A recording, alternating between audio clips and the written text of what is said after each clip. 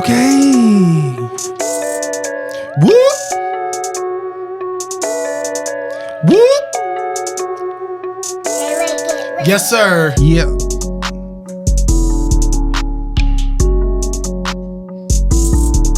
I fucks with this beat. I do. This shit is hard. This shit nice as hell. Yeah. Yeah. Yeah. Yeah. All right, Mario. Yes, sir. Yes, sir. Yeah. What's good, everybody? What's good, Dallas? What's good, all our subscribers?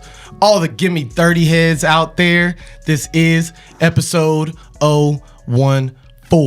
And this is your host, Russ Maurice, a.k.a. The Black James Bond. And this your co-host, Trey Jackson, a.k.a. We'll Play 13. You dig?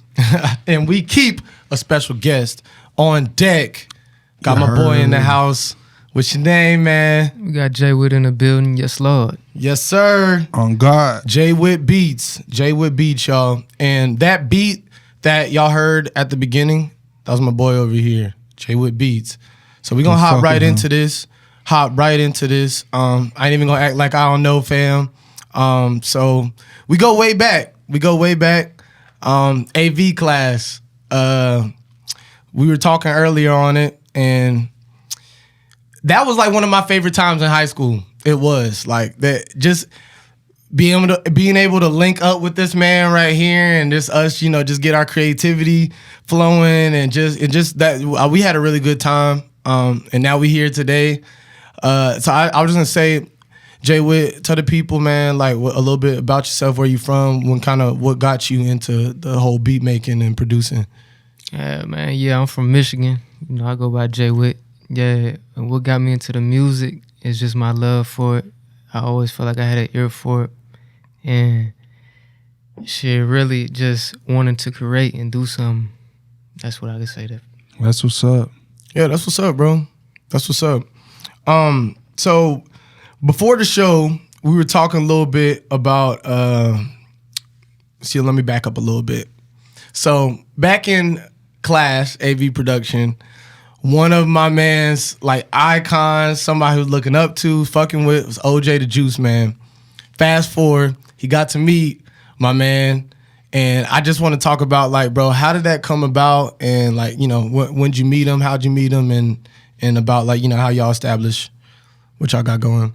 Oh yeah, I met him at one of his shows. We was always kind of connected through the internet, through Twitter and Instagram, but I was cool with his producer, my boy Frank Castro. He had a show out, I don't remember where it was at, but he was there, and then I was in the same location, and they told me to pull up, and then I met OJ, and then we was just connected since then. That's what's up. Oh yeah. That's hard, man. That's hard. I love how you manifested that, bro. Like how you pretty much, like, in a way, spoke it into existence. You know what I'm saying? Like, just that whole come up, man. I love seeing it. Love seeing it. So I wanted to ask, what is like a typical day for a producer? Like, tell us about a day in the life of you, bro. Like, what's your typical work day? A day in the life, if I'm not on tour, I'm looking for a studio to work at, wherever I'm at, and trying to put together work calls, like, see who in the area that need beats or whatever, and, get to work. I go to the studio from 1 to 1 in the morning, and I'll probably stay longer than that. Like, I could be in there anytime and stay till any time, and I work, come out with 10 beats, 20 beats, 30 beats, put together some records, stuff like that, just That's really get what's to up. work. I be locked in, and anybody that come to the studio or invite me to their studio, we be locked in, and we really get to work. I don't know what these other producers doing, but we be working. That's what's up. How many beats have you ever made in one night? I say I made about 40 beats one time. Damn. Really locked in one day. Hell yeah. That's super locked in, bro. That respect on that shit. Like that, yeah, that's a lot. It's a lot of beats. Yeah, and see, quality over quantity, of course. But when your quality right, that don't necessarily apply. Right. Okay. Yeah. This is true.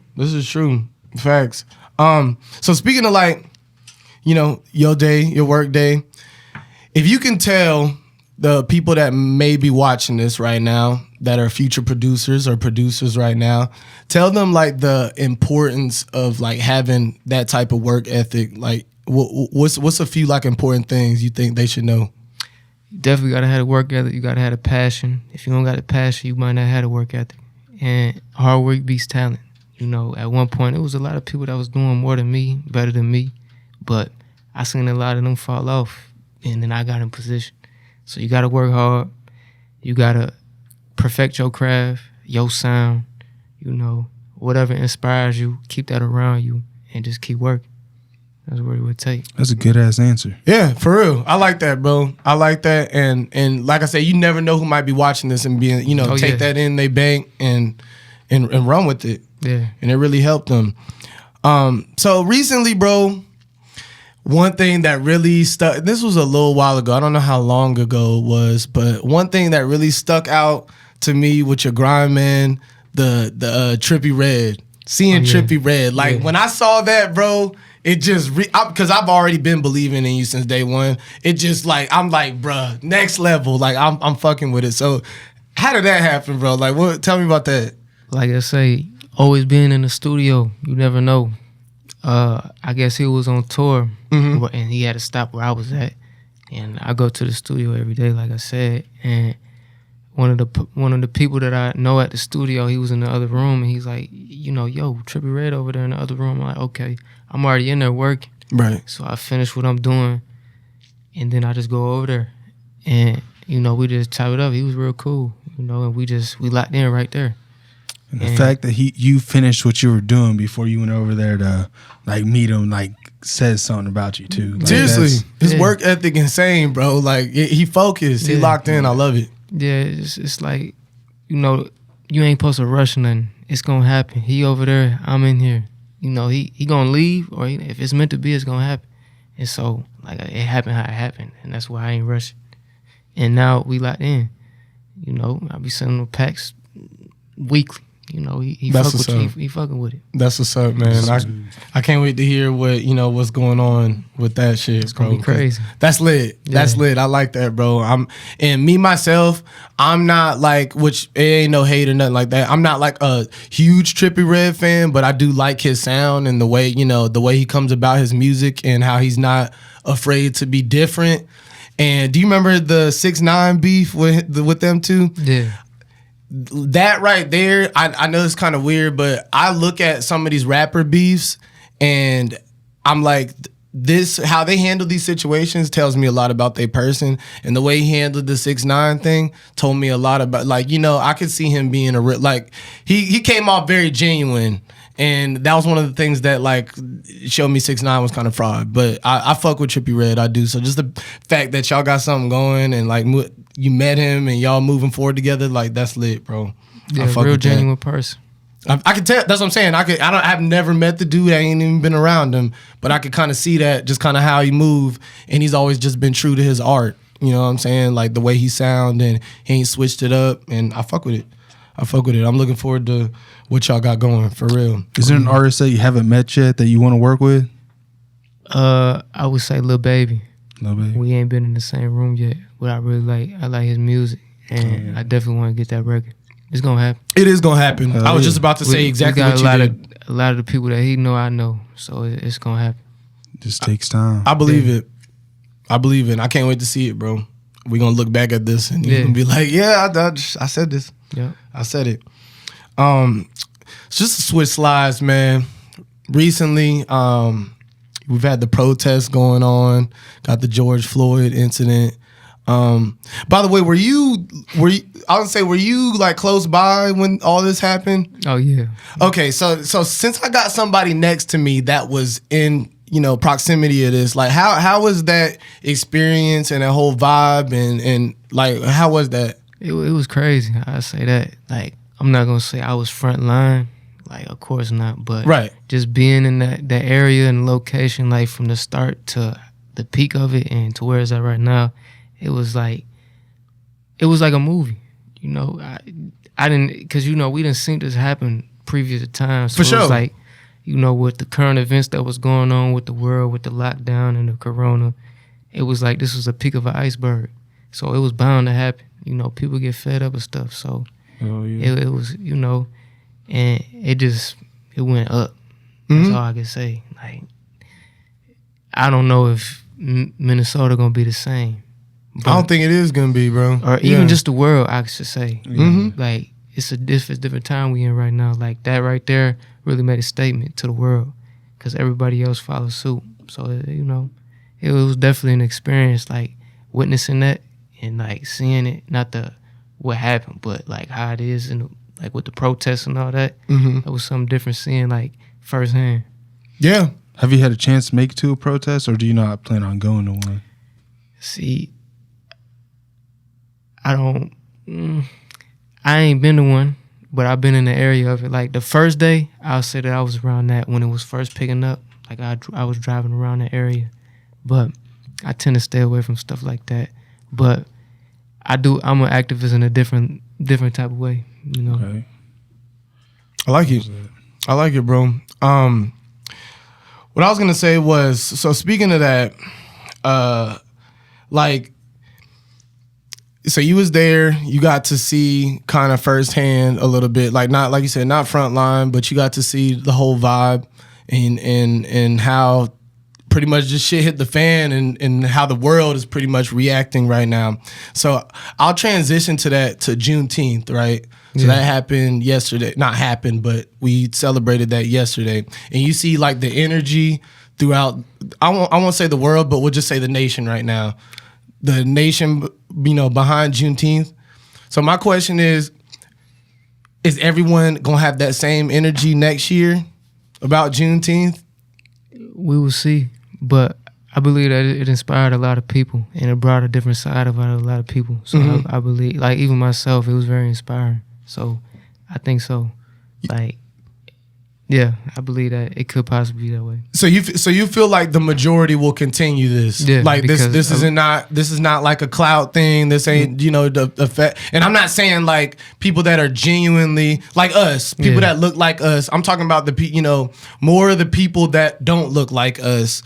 Do you think they gonna keep up the same energy and still, you know, go to bat like how everybody is right now? Yeah, I believe so because of just how the world's been. Right. This really united a lot of people, and a lot of people, you know, they friends with different types of people. So, you know, they feel like they have to do that.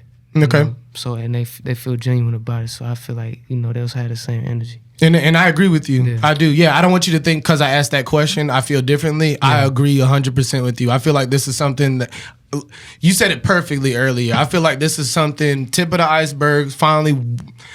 It's sad because it fucking took this long. Yeah. But I feel like so many more people are awake and willing to learn now and willing to move forward the right way that, yes, we're going to finally see some changes that I tell people all the time, this is going to be the generation that finally changes some shit. Our generation. Yes, indeed. For sure. So I agree with you. What'd you do to celebrate Juneteenth? You know, I threw on the all black, you know. I didn't go to any events, but I definitely, you know, donated some things, you know, stuff like that. That's what's up. That's what's up, bro. Passed out some water. That's love, bro.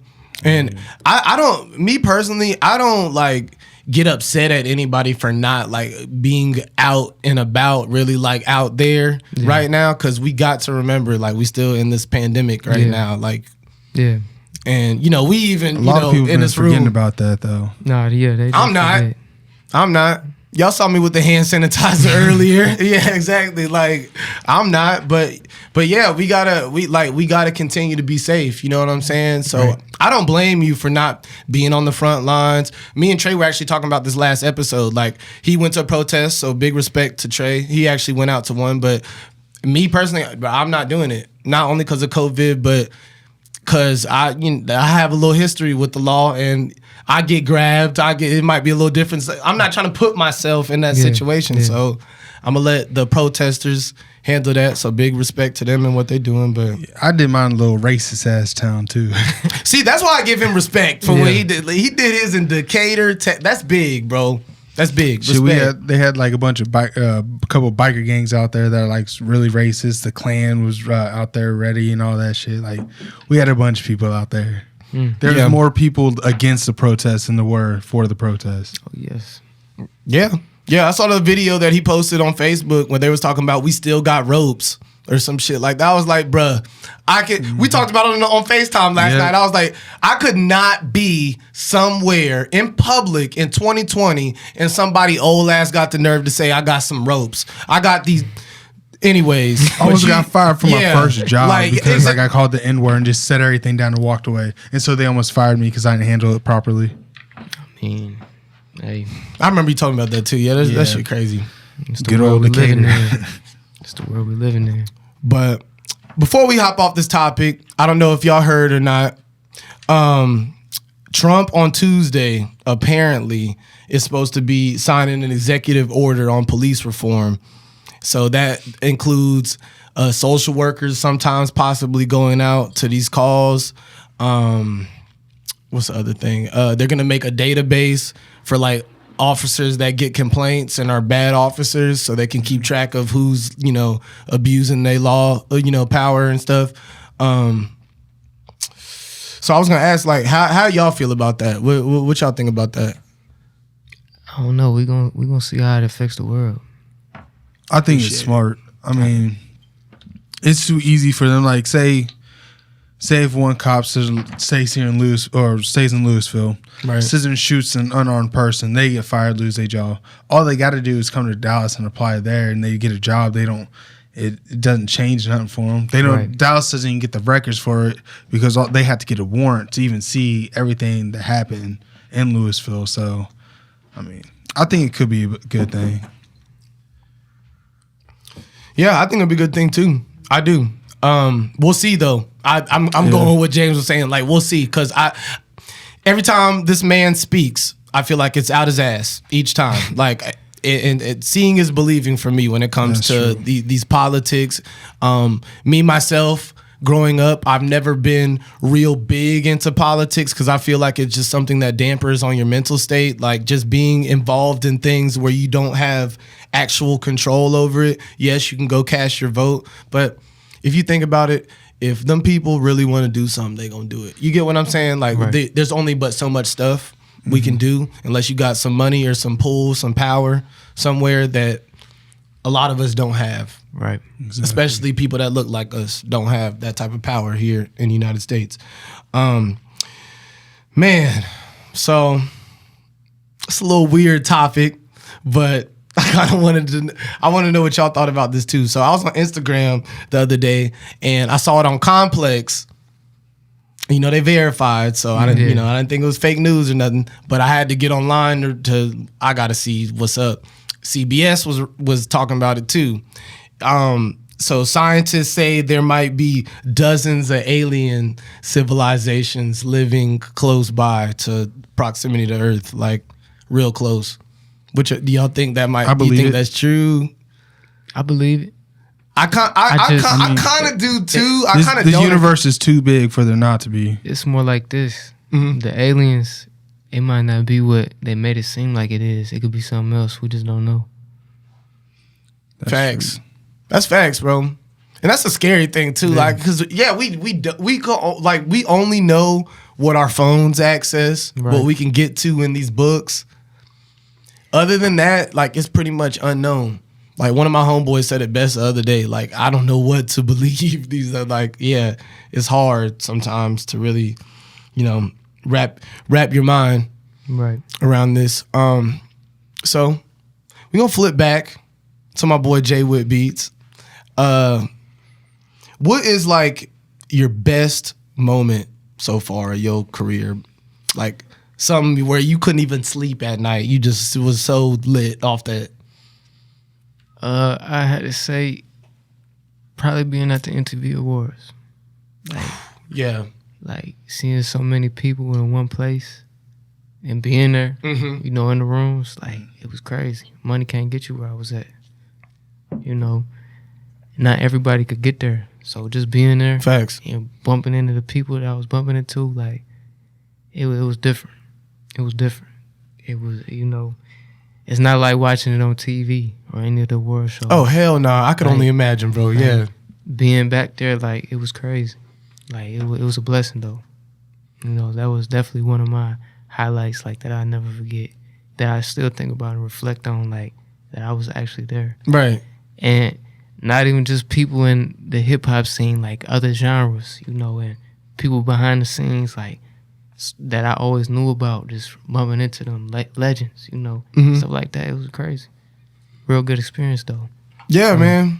Yeah, like that's what's up, bro. I want to ask you, now that you like brought that up and got into that, like how was that vibe? Like, did you feel like when you were there, like, I'm sure you've been to like an NBA game or an NFL game or something like that. So you know how like or like one of your shows or something like that. So you know how like you see a whole crowd of people that you don't know at all, never met before.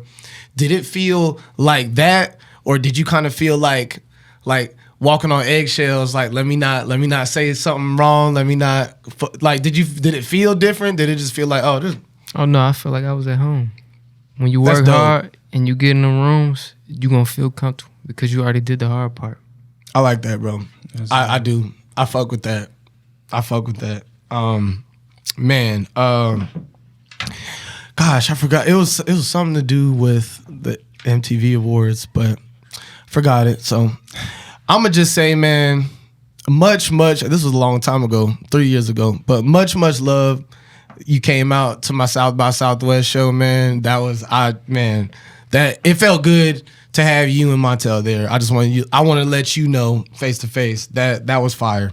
I'm glad you. But how was that though? Like, what was South by Southwest dope? Oh yeah, every time I went, I've always done everything. Okay, it got my experiences there better and better each time. So I feel like South by Southwest was a good experience. How did you feel about them canceling this year's? Like, I won't say that hurt you or anything like that, but like, how did you? No, it didn't hurt me, but I didn't go the year before that, and I was looking forward to going to this one. Right. So it was like, man, you know, the times we're living in, it's unexpected. Oh, yeah. True that. Shit, that was first and only time I've ever been to South by Southwest. Yeah. Got to meet Ugly Guy. Yeah. That shit was dope. Yeah. We ran into him at Waffle House that morning. And then he asked if we was going to a show that night. And we're like, nah, we don't plan on it. Yeah. And we were just walking down 6th Street. And now there's like, hey, you want to go see Ugly Guy? It's $10 a ticket. And we're like, bet. Went there, saw Black Bear, and then Ugly Guy came on. Yeah. That shit was dope. 5 minutes. South by Southwest, it's a good place for people that's on the rise to go, because you'll rub shoulders with a lot of people that you wouldn't catch on the street. Right. So it's good. It's a good experience. I feel like everybody should go there and do they run through it. So that just like that conversation we just having and talking about like South by Southwest being canceled and everything, man, I got a real good ass question for you, because I want to know. So someone that like does a lot of touring and stuff like that, how are you with this COVID thing going on and everything? How are you kind of like making it through? What are some things that you're doing, kind of like, okay, we can't do events right now, but I'm doing like, what are some things that keep you busy, keep you, the wheels turning? Oh, I'm back to the pavement, Bet. Back to the grind, Got a lot of new clients, a lot of new people that, I'm back to the hustle. That's what's up. So it's like when one door is on pause right now, when it's closed, like that, you got to go back to the other ones, back to the roots, to what you know. That's facts. So it's like, I'm getting it. Wherever else, I'm getting it, I ain't just relying on that. Because then when that come back around, it's going to be even better, One loss, you got to take losses. Everybody in the game lost with that. So it's like, you just got to find your way. That's what's up. This thing be hitting those good ass answers this whole show. Hey, that's what it's about. I need that. Hey man, he keeping it 100, bro. Straight up. Well, we getting towards the end of the show. I forgot what I think you might have asked already, but was it something that you left out earlier or not? Another was, I don't remember what it was I was going to ask, but out of all the Texas artists you have worked with, who's been your favorite artist to work with? Ooh. Favorite Texas artist?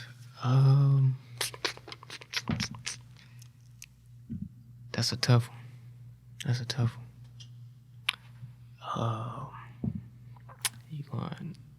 I don't got an answer for that one. I don't got an answer for that one. There's a lot of artists out here, bro. There's a lot of artists, and I got a lot of that are smashing music that would a few of the greats. So it's like, you know, we gonna see. But definitely, like I said, some of the greats, like that's, you know. So we just we're gonna have to come back to that one on the next time. All right, bet. So I got an interesting question to ask you. Fuck ending the show right now. I got an interesting question to ask. Man, if you could tell upcoming producers right now, or someone, you know, that's trying to be in your lane or follow your lane, kind of, what are some no-nos, like some don'ts, some stuff that you've seen in the game you like, hey man, cut that out? I got a lot of, first you gotta learn studio etiquette. You gotta be professional. And then a big no-no is, you know, you just, even if you run into your favorite artist or whoever, your dream, the person you wanna work with or idol, inspiration, you gotta keep it, you gotta have that poker face. You know, you gotta be in go mode, because that could turn them around and they won't wanna work with you. They won't do nothing with you. You know, you gotta keep that under control and say that for later. Right now it's work, because these are people you're gonna be amongst. So it's like if you get that far, and you should want to get that far, so you don't want to be remembered as somebody that's too hyper or don't know how to keep that cool or stuff like that. You know, that stuff travels through the game quick. Thanks. You're gonna always be remembered for something, and you don't want to be remembered for that. So that's a big no-no. And don't hype yourself up. That's another one, because you gotta let the people do that. You'd even say that in the Bible. Yeah. Straight up. Don't hype yourself up. That's what's up. That's what's up, man. We appreciate the keys. I'm sure some of the viewers out there do as well. So like, we're in June 2020.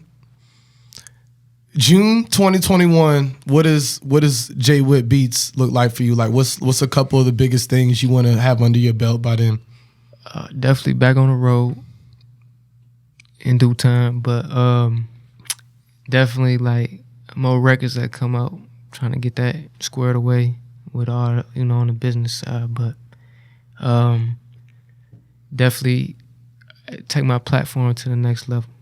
You know, that's like the biggest thing I got. And then maybe, you know, I got a few producers that are, you know, that I keep close to me. Definitely like try to bring them in. That's a goal of mine too. That's what's up. Oh yeah. That's what's up, man. Well, you already know we are wishing you the best. I am wishing you the best, bro, always. And you already know I respect the hustle, and I'm fucking with you, bro. I love to see everything that you're doing.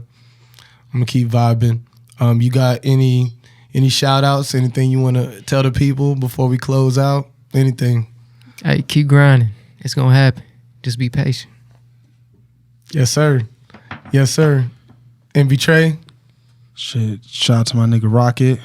Shout out to my nigga Ham. Free Bambino. Always. Shit. Shout out to Savage World. Shout out to my wifey and my son. I mean, just shout out to the Av. All that. Yeah. That's what's up. That's what's up. My shout out list is a little long, but we're going to get right into it. First, I want to shout out my boy, Jay Whitt Beats, for coming on to the show. Appreciate you for having me. Hey, all love, always. Yes, sir. Always. And appreciate you dealing with our technical difficulties and everything, man. Appreciate that. Shout out to Ajia for dealing with us, making us look good, making GIMME30 look good. Shout out to Mario on the audio. Shout out to G5 Studios. Shout out my boy MB Trey, my co-host, my boy DK, all the Av family. I love y'all. And of course, excuse me, of course, all the subscribers, all the listeners, all the followers, please like, comment, subscribe, engage Engage. Let us know. I done been telling y'all since episode 1. If the shit sucks, tell me, Russ, this is ass. Put it in the comments. Engage. Say something. Let us know. Show some love. Whatever. Some hate. Whatever. I don't care. Just fuck with us. But anyways, shout out all my fam, my kids, wifey, everybody. Free my boy Rocky. I love you. Free Bambino. You already know what it is, boy. Shout out GIMME30. I love doing this. I love doing this. And bro, we in it for the long run. This ain't ending anytime soon. Hell no. So y'all stay tuned. Go follow my boy Jay Whitt Beats. Go follow the movement. Follow me, the Black James Bond. Got Wolf Play 13 over there. Go Cops season 9. Season 9. How did I forget? Season 9. Man, look, for those of y'all that sleep, season 9 dropped yesterday for Juneteenth. This is the red joint over there. He got the white joint right there. DK ain't here right now. He got the black joint. But go. Look, I'm gonna put the website in the description, and y'all go buy something. Buy something. Get your tray. Av only. Yes, Av only, always. Av life or no life. You already know how I'm rocking. But anyways, we're going to close this out with another Jay Whitt beat. Mario, if you want to go ahead and drop that. And thank you. Thank you, guys. I love y'all. Like, comment, subscribe. Fuck with us. You did. It's GIMME30. With the 30.